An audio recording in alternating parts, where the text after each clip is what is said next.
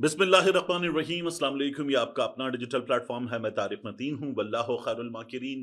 अल्लाह सबसे बेहतर तदबीर फरमाने वाला है, वही बचाएगा मेरे देश को बलाओं से। जो बारिश में शजर से घोंसला गिरने नहीं देता, क्योंकि उसकी तदबीर तमाम तदाबीर की इमाम है।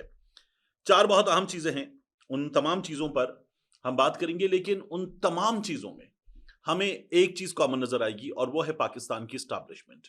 वो है इस वक्त हाइब्रिड प्लस सिस्टम में जो प्लस है, उस प्लस के इर्द गिर्द तमाम चीजें घूम रही हैं।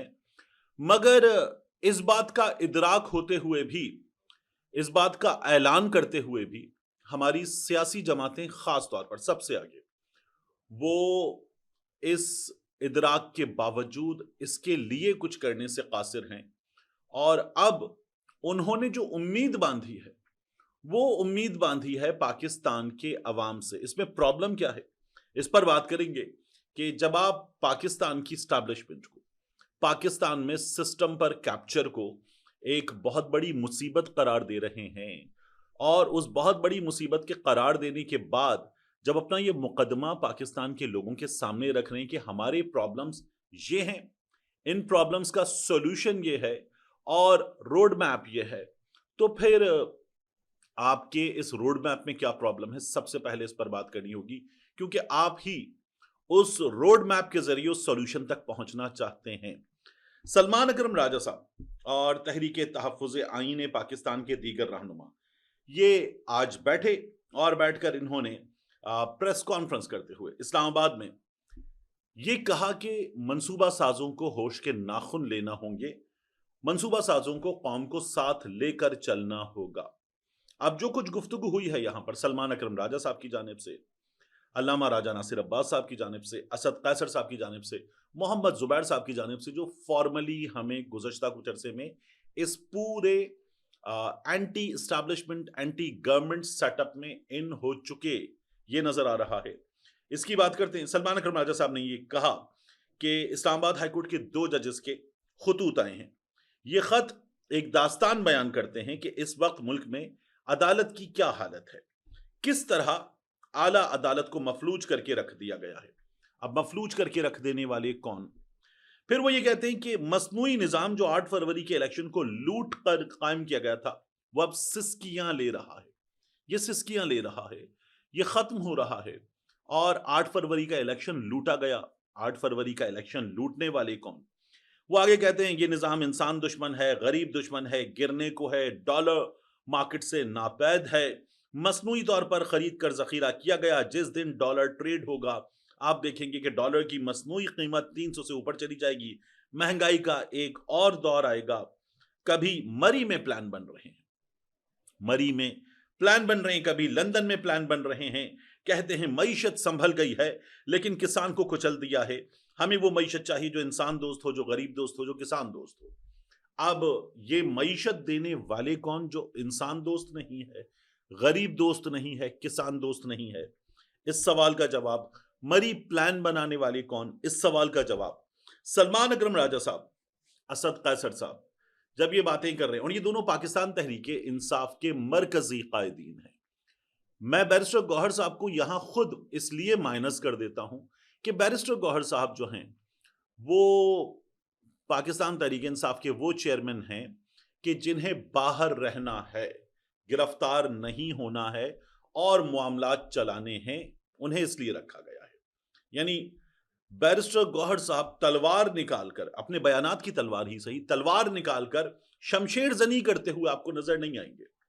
क्योंकि बैरिस्टर गौहर वो सामने रहेंगे और पाकिस्तान तहरीक इंसाफ का केस बहुत ही मिनिमम लफ्जों में बगैर एग्रेशन के पेश करेंगे। ये पाकिस्तान तहरीक इंसाफ की स्ट्रैटेजी है। एग्रेशन आपको सलमान अकरम राजा साहब में नजर आ सकता है, असद कैसर साहब में नजर आ सकता है, उमर अयूब साहब में नजर आ सकता है। और बैरिस्टर गौहर साहब के हवाले से साफ नजर आता है कि हिकमत अमली यह है कि गौहर साहब कभी भी आकर तलवार नहीं चलाएंगे अपने बयानात की। तो इसीलिए सलमान अकरम राजा साहब, असद कैसर साहब यहां पर मौजूद थे, मरकजी कायदीन के तौर पर गुफ्तगू कर रहे थे। सिंध में पानी सियासत का हथियार बन गया। सिंध के मसाइल हैं, तकसीम के मसाइल हैं, तकसीम के मसाइल पैदा करने वाला कौन? जब ये तमाम बातें कर रहे हैं सलमान अकरम राजा साहब, तो राजा साहब एक सवाल का जवाब दें कि आप कहते हैं फैसला साज होश के नाखुन ने, फैसला साज कौम को साथ लेकर चले।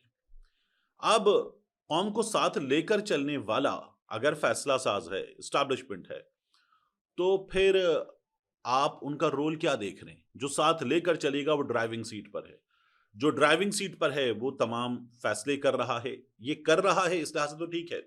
लेकिन वो लेकर चले आगे तक, ये कैसे हो सकता है? ड्राइविंग सीट पर फैसला साज कौम को साथ लेकर चले। कौम कौन? जिसने वोट के जरिए फैसला किया पाकिस्तान तहरीक इंसाफ के हक में फैसला। ये तो जो इक्तदार में बैठे हुए हैं वो भी मानते हैं कि फैसला पाकिस्तान तहरीक इंसाफ के हक में है, क्योंकि वो अपने डिफेंस में बात करने के बजाय कि हमने 24 का इलेक्शन चोरी किया है या नहीं, इस पर बात करने के बजाय ये कहते हैं 18 का चोरी हुआ था। तो वो सीधी बात वहां पे करते हैं, अपनी इस चोरी को मानने का ऐलान करते हुए। अब जब सलमान अकरम राजा साहब, असद कैसर साहब, पाकिस्तान तहरीक इंसाफ के बाज रहनुमा ये कहते हैं ना कि फैसला साज साथ लेकर चलें, तो आप उनकी वो हैसियत बना रहे हैं इस गुफ्तगू के जरिए जो उनके पास ऑन पेपर नहीं है, आईन में नहीं है, तो आप उसको मान रहे हैं। आप उनसे अगर मुज़ाकरात करने की बात करते हैं कि उन्हीं के पास इख्तियारात हैं, उन्हीं से मुज़ाकरात करने, तो वो मुज़ाकरात तो ये होंगे इमरान खान साहब की पॉलिसी के मुताबिक कि आपने इस वक्त जो स्पेस कैप्चर कर ली है वो स्पेस आपको छोड़नी है और स्पेस छोड़कर आपको एग्जिट लेना है। ये हमारा सिस्टम कहता है कि ये मुल्क जमहूरी मुल्क है, जमहूर के फैसले के तहत चलेगा, जमहूर जिसको वोट देंगे वो जमहूर के फैसले करेगा और आप पीछे हट जाइए। आपको उनसे ये मुज़ाकरात करनी है। आप कौम को साथ लेकर चलिए, ये उनका रोल नहीं है। और अगर आप उनको ये रोल देने की बात करेंगे तो फिर आप इमरान खान का जो बुनियादी तौर पर मकसद और पैगाम है उस पैगाम से पीछे हट रहे हैं। आपको बाहर रहकर इस वक्त इस फाइट को, जो जमहूरियत की फाइट है, कॉन्स्टिट्यूशन की फाइट है, बकौल सलमान अकरम राजा साहब की शराफत की, आइन की फाइट है, इस फाइट को लड़ना है तो पाकिस्तान के लोगों का मुकदमा लड़ना है। आप पाकिस्तान की कौम से कह रहे हैं कि कौम बाहर निकले अपने फैसले के लिए। याद रखिएगा कि कौम को बाहर निकालना सियासतदानों का काम है। आप ये नहीं कहेंगे कि आप बाहर निकलें, आप ये कहेंगे कि हम कॉल दे रहे हैं, ये हमारा प्लान है, ये हमारे इवेंट्स हैं, इन इवेंट्स के जरिए ये हमारे मकासद हैं जिनको हम हल करना चाहते हैं, पुरअमन तौर पर हल करना चाहते हैं। ये इवेंट, ये धरना, ये जलसा, ये रैली और ये प्रेस कॉन्फ्रेंस और फिर उसके बाद ये हमारी जानिब से निशानदेही की गई हुकूमत की खामियां, एस्टैब्लिशमेंट की खामियां, सिस्टम की खामियां, हम ये आपके सामने रख रहे हैं। आइए हमारे पीछे चलिए, हम मुल्क बचाने निकले हैं, आओ हमारे साथ चलो। अगर आप कौम बाहर निकले कहेंगे तो आप लीड करें और लीड करने के बाद कौम को लेकर चलें, ये रोल माइनस हो गया। आप बताएंगे कि हमारा प्लान ये है, इस प्लान के तहत इवेंट्स ये हैं, इन इवेंट्स के तहत मकासद ये हैं और इन मकासद को हासिल करने का ये रोड मैप है और मकसद हासिल करने के बाद हम आगे कैसे बढ़ेंगे, आपके लिए क्या करेंगे, इसलिए आप हमारे साथ आ जाइए इस प्लान पर। आप वो प्लान देकर फिर आगे बढ़ेंगे। तहरीक तहफ़्फ़ुज़ आईन पाकिस्तान की अब तक की तमाम चीज़ों में प्रॉब्लम यह है कि मैं देखूं अगर महमूद खान अचकज़ई साहब को, तो बड़ा क्लियर स्टांस, क्लियर हेडेड और अपनी डायरेक्शन बताकर चलने वाले साहब। अल्लामा राजा नासिर अब्बास साहब, क्लियर स्टांस, क्लियर हेडेड और बिल्कुल ठीक डायरेक्शन। लेकिन इसी तरह से साहिबजादा हामिद रजा साहब, पाकिस्तान तहरीक इंसाफ के रहनुमा भी, कराची में जब आलमगीर खान महसूद के घर पे बात हो रही थी तो सलमान अकरम राजा साहब ने कहा कि एक शख्स है, उसके हाथ में ताकत है, हथियार है, वो सड़क पर जमहूरियत की पत्थर रख के बैठ गया है और उसने जमहूरियत का रास्ता रोक दिया है और कहा है कि मेरे हाथ में ताकत है, मैं ताकत के जोर पर फैसला करूंगा और वही फैसला चलेगा, ये नहीं हो सकता, हम ये नहीं होने देंगे। ये सलमान अकरम राजा साहब ने कहा था। अब ये जो ये नहीं हो सकता, हम ये नहीं होने देंगे, ये आपका ऐलान है। इस ऐलान पर जाहिर है कि अमल दरामद के लिए आपको लोगों को निकालना है, उनको गाइड करना है, लेकर चलना है। वो प्लान कहां है? हम अब रबीउल अव्वल में हैं और यहां सैलाब की सूरत हाल है, तो अगले कुछ वक्त के लिए फिर भूल जाइए कि कुछ होने जा रहा है। कोई चीज होने नहीं जा रही, क्योंकि सैलाब के इन हालात में अगर आप लोगों को निकालने की बात करते हैं तो कोई चीज ऐसी नहीं है कि अब आप ये कहें कि जनाब अब हम लोगों को निकालना चाहते हैं, लोग निकलें। आपको फिर जूते पड़ेंगे कि ये किस वक्त किन हालात में क्या सियासत कर रहे हो। एक जलसा खैबर पख्तूनख्वा में बड़ा आप करना चाहते हैं, वो आप कर लेंगे, लेकिन ये हालात नहीं है, ये तो आपको भी पता है। अब सबसे बड़ा प्रॉब्लम यह है कि फैसला कुन तहरीक रमजान से पहले चलेगी, रमजान आ गया है, फैसला कुन तहरीक ईद के बाद चलेगी, ईद आ गई है, अब फला हो गया है, फैसला कुन तहरीक इसके बाद चलेगी, मुहर्रम आ गया है, मुहर्रम के बाद फैसला कुन तहरीक चलेगी, आशूरा के बाद फैसला कुन तहरीक इसके बाद चलेगी, इमरान खान साहब जेल से प्लान देंगे, फैसला कुन तहरीक चलेगी, इमरान खान ने जेल से प्लान दे दिया है, फैसला कुन तहरीक चलेगी, 5 अगस्त फैसला कुन तहरीक का दिन नहीं, 5 अगस्त हाइप का दिन, 5 अगस्त उसके बाद इमरान खान साहब ने कहा है प्लान देंगे, गंडापुर साहब आ गए बीच में 90 दिन लेकर, अब 90 दिन है, 90 दिन का प्लान होगा, 90 दिन बाद हम नहीं या तुम नहीं। पाकिस्तान तहरीक इंसाफ इस जगह आ चुकी है, ये बहुत बड़ा प्रॉब्लम है। उन 90 दिनों में अब 37 दिन रह गए हैं, उन 37 दिनों के हवाले से गंडापुर साहब हमें फिर बता देंगे कि सैलाब आ गया बीच में, हालात ऐसे पैदा हो गए, अब देखना आस्तीनें चढ़ाकर मैं क्या करूंगा। आपको लोगों को लेकर निकलना है एक पुरअमन मुजाहिरे के लिए, और जब लोग निकलेंगे, जब लोगों के निकलने का ऐलान होगा, मोमेंटम बनेगा, तो आपको परेशानी नजर आएगी। वो परेशानी इमरान खान साहब तक जेल में करवाई गई मुलाकातों की सूरत में नजर आएगी, वो किताबें पहुंचने की सूरत में नजर आएगी, टीवी वापस खुल जाने की सूरत में नजर आएगी। वो परेशानी आपको नजर आएगी कि ठीक है कुछ चीजें बेहतर हुई हैं, एक आध मुलाकात भी करवा देते। लेकिन आप अगर इन चीजों पर मुतमईन हो जाएंगे कि देखो ये हो गया है, तो फिर वापस आप बैक टू जीरो, क्योंकि फिर आपको दोबारा नए सिरे से चलना पड़ेगा। तो पाकिस्तान तहरीक इंसाफ ने अब तक लोगों को मायूस किया है। क्या सलमान अकरम साहब जो कह रहे हैं कि लोग निकलें, तो लोग निकलें, बार बार निकले हैं, लेकिन आप उनको प्लान नहीं दे सके। लोगों ने तो खुद 8 फरवरी को 9 मई को भी मुस्तरद कर दिया था।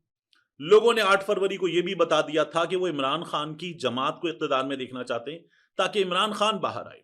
फैसला इमरान खान के हक में था, मगर बाहर मौजूद क़यादत अभी तक एक प्लान देने में नाकाम है। यह बहुत बड़ा मसला है। अब आप अलीमा खान साहिबा को सुन लें, आज वो अपने बेटे की जो केस की सुनवाई थी उसमें मौजूद थी, तो वो आसिम मुनीर साहब को मुखातिब करके बात कर रही थी। तो आपको इमरान खान की सूरत में, अलीमा खान साहिबा की सूरत में, इस फैमिली की सूरत में जो स्टांस है वो फर्म येट एग्रेसिव और उसी तरह से नजर आएगा। पाकिस्तान तहरीक इंसाफ के बाकी लोग जो हैं उनके स्टांस में आपको चेंज नजर आएगा, वेव नजर आएगी, कभी इधर कभी उधर, और लोग निकल आए। तो लोग क्या निकल आए, किस चीज के लिए निकल आए, वो प्लान कहां है, वो पाकिस्तान तहरीक इंसाफ देने से कासिर है। अब इन हालात में नून लीग क्या कर रही है? नून लीग के लिए वो जो पंजाबी में मिसाल दी जाती है रोटियां लगी हुई हैं, तो उनके लिए रोटियां लगी, उनको क्या मसला है? वो इस लड़ाई के, इस सिस्टम के बेनिफिशियरी हैं, उनका क्या जा रहा है? नून लीग वाले कहेंगे ठीक है जाने दो, चलने दो, हमारा क्या है, ये लड़ रहे हैं, लड़ते रहें, इनकी लड़ाई होती रहे, इमरान खान जेल से ऐसे प्लान बयानात देता रहे, गुस्सा रहे, एस्टैब्लिशमेंट से लड़ाई बरकरार रहे, हम बेनिफिशियरी हैं। हम मरी के ठंडे पहाड़ पर बैठकर कहेंगे और बताइए, हम मरी के ठंडे पहाड़ पर बैठकर कहेंगे और बताइए। तो ये अगर नून लीग की प्लानिंग है तो ये प्लानिंग ठीक है, इसमें कहीं वोट की इज्जत नहीं है, इसमें कहीं शहबाज शरीफ की हुकूमत की इज्जत नहीं है, इसमें कहीं नून लीग का ये इजहार नहीं है कि हम हुकूमत हैं, ये इजहार है ही नहीं। एहसन इकबाल साहब को मैं देख रहा था, एहसन इकबाल साहब शाहजेब खानजादा के प्रोग्राम में बैठ के कह रहे थे कि फील्ड मार्शल साहब जो है उन्हें जो पजीराई अमेरिका में मिली कि उन्होंने डोनाल्ड ट्रंप के साथ लंच किया, उसके बाद डोनाल्ड ट्रंप ने कहा कि मेरे लिए एजाज की बात है कि मैं फील्ड मार्शल साहब से मिला, तो एहसन इकबाल साहब कह रहे हैं जो पजीराई अमेरिका में मिली वो चीन में मिल रही है और वही उनको रूस में मिलेगी, रूस के सदर ने भी उनको दावत दे दी है। इसमें प्रॉब्लम यह है एहसन इकबाल साहब कि ये पजीराई तो पाकिस्तान के अवाम को, पाकिस्तान को मिलनी है। फील्ड मार्शल साहब को पजीराई मिले ना तो जबरदस्त है, लेकिन अमेरिका की फौज के सरबराह वो पजीराई देंगे, चीन की फौज के सरबराह वो पजीराई देंगे, रूस की फौज के सरबराह वो पजीराई देंगे, तो जबरदस्त। बट जब ये पजीराई मिलेगी ना ट्रंप की जानिब से, शी जिनपिंग की जानिब से, व्लादिमीर पुतिन की जानिब से, तो आप खुश होंगे, पाकिस्तान के लोग भी खुश होंगे, लेकिन पाकिस्तान की जमहूरियत कहां है, पाकिस्तान के हुक्मरान कहां है, उनकी इज्जत कहां है, ये पाकिस्तान के लोगों के लिए कहां है? क्योंकि अगर वजारत उज़्मा की कुर्सी पर शहबाज शरीफ हैं तो ये मुलाकातें शहबाज शरीफ की होनी है, ये सबसे आगे शहबाज शरीफ को होना है। लेकिन ऐसा नहीं है, तो आपको भी प्रॉब्लम नहीं है। आप कहते हैं ठीक है, भाग लगे रहन, तो आपका ये मामला है और इस मामले के तहत आप लोग जो है वो इस बात पे खुश हैं कि हम मौजूद हैं, हम मौजूद हैं, हमने कहा है तसलसल चलेगा, तसलसल ने कहा है कि तसलसल चलेगा, तो हम चलते रहेंगे। इसमें पाकिस्तान के लोग कहां हैं, लोगों का फैसला कहां है, जमहूर का फैसला कहां है? आप बेनिफिशियरी हैं, आप इस बात पर खुश हैं। इसी तरह से अब जो जजेस की तकसीम हमें नजर आ रही है, फुल कोर्ट इजलास इस्लामाबाद हाई कोर्ट के जजेस का, उस इजलास से पहले तफरीक बहुत बुरी तरह से नजर आई। उस तफरीक में हमने देखा कि जजेस के खत आए, सलमान कमर राजा साहब ने उसकी बात की। जजेस के वो खत जो ये बता रहे हैं कि अदालत जो है वो आजाद नहीं है, वो सरदार एजाज इसाक साहब का खत हो, बाबर सत्तार साहब का खत हो, वो खत एक खौफनाक सूरत हाल का ऐलान है। फिर उसके बाद फुल कोर्ट इजलास होता है और यह सवाल पैदा हो जाता है कि फुल कोर्ट इजलास हुआ भी है कि नहीं हुआ, क्योंकि फुल कोर्ट इजलास शुरू होते ही खत्म हो गया। तो इजलास में एजेंडे की जगह यह पता चल रहा है कि कुछ तल्ख-कलामी हुई, बहस हुई, ये इजहार हुआ कि अदालत पर कैप्चर हो चुका है। और उसके बाद पता चल रहा है कि दो अलग अलग धड़ों के इजलास हुए, यानी मुमकिना तौर पर सरफराज डोगर साहब, राजा इनाम अमीन मिन्हाज साहब, आजम साहब, उसके बाद खादिम सुमरो साहब, ये जज साहिबान होंगे मुमकिना तौर पर, जो एक तरफ है। दूसरी तरफ खत लिखने वाले जज साहिबान होंगे। और इस्लामाबाद हाईकोर्ट में हमें जो तकसीम पहले से मौजूद थी, जिस तकसीम की निशानदही फुल कोर्ट इजलास से पहले हुई, फुल कोर्ट इजलास का एजेंडा वसी किया जाए, अदलिया की आज़ादी कहाँ है, ये सवाल अदलिया के मौजिज़ जज साहिबान उठा रहे हैं। वो तकसीम और वाज़े हो गई है। और फिर इस तकसीम के वाज़े होने के बावजूद सुप्रीम कोर्ट ऑफ पाकिस्तान में बैठे हुए चीफ जस्टिस याहिया खान साहब वो कहते हैं ठीक है, जो इस वक्त अदालत का सेटअप है, जो अदालत है वो अदालती है, कानूनी है, आईनी है, जायज है, ठीक है। तो ऐसे ना अदालत चल सकती है, ना ऐसे हुकूमत चल सकती है, ना ऐसे सियासत चल सकती है। अब इसमें अदालत को जिस अंदाज में हुकूमत चाह रही है कि चले, चलेगी। हुकूमत को इस अंदाज में हुकूमत के चलने पे प्रॉब्लम नहीं है, क्योंकि वो स्पाइनलेस हैं, तो उनको इशू नहीं है। सियासत को प्रॉब्लम होना चाहिए, जो ऑपोजिशन करेगी, हुकूमत तो सियासत कर ही नहीं रही, तो सियासत को प्रॉब्लम होना चाहिए। लेकिन सियासत इस वक्त जो है, मैं क्या करूं, मैं क्या कर सकता हूं, मेरे बस में क्या है, यहां अटकी हुई है। सियासत को इससे आगे जाना होगा तो मसाइल हल होंगे। मिलते हैं इंशाल्लाह आपसे अगली वीडियो में।